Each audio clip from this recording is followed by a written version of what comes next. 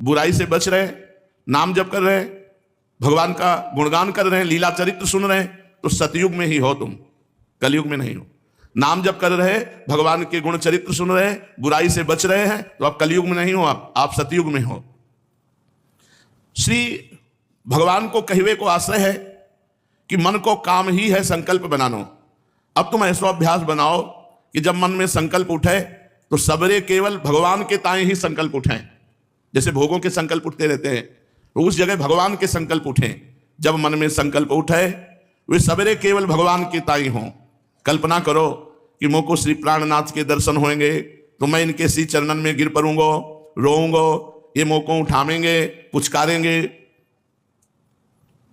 प्यार करेंगे, अपने पीतांबर से आंसू पोछेंगे, मैं धन्य बन जाऊंगा, मैं मर के नित्य लीला में पहुंच जाऊंगा, वहां मोको इनकी सेवा प्राप्त होएगी, मैं सेवा करूंगा, जहां ये खेलेंगे मैं वह स्थल को स्वच्छ कर दियो करूंगा, ये शयन करेंगे मैं पंखा करता रहूंगा, आदि आदि ऐसी भावना में डूबो।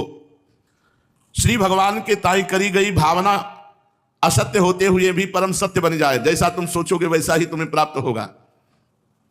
जैसे श्री गंगा जी में कैसो हो पानी पड़े सबे वो पानी गंगा जल बन जाए, ऐसे ही कैसी भी भावना भगवान से की जाए वो सब परम पवित्र हो जाती है। एवं एवं कल्पना हो सत्य बन जाए है जो भगवान से जोड़ दी जाए। मन के समस्त संकल्प श्री प्रीतम के ताई ही बनने लगे, तब यह तो निश्चय है ही गयो कि ये मन अब श्री भगवान को बन गयो। तब भगवत वस्तु श्री भगवान के ही काम में आवे, या नियम उपासना में है ही।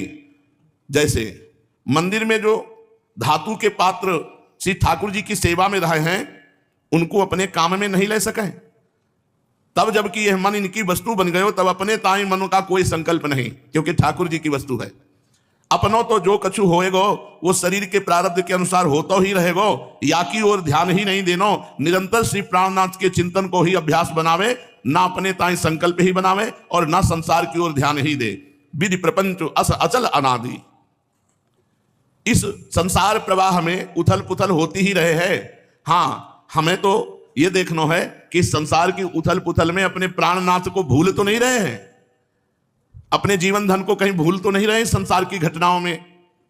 अपने सबरे संकल्प इनके ताई, शरीर की सबरी चेष्टाएं इनके ताई, खान पान शयन तथा समस्त व्यवहार केवल अपने प्राणनाथ के ताई ही होए। जैसे पतिव्रता को जीवन केवल अपने पति के ताई ही रहा है, अपने समस्त क्रियाकलापन को हूं केवल अपने श्री प्राणनाथ के ताई ही होए। यहां तक कि जीनो ही इनके ताई और मरनो ही इनके ताई।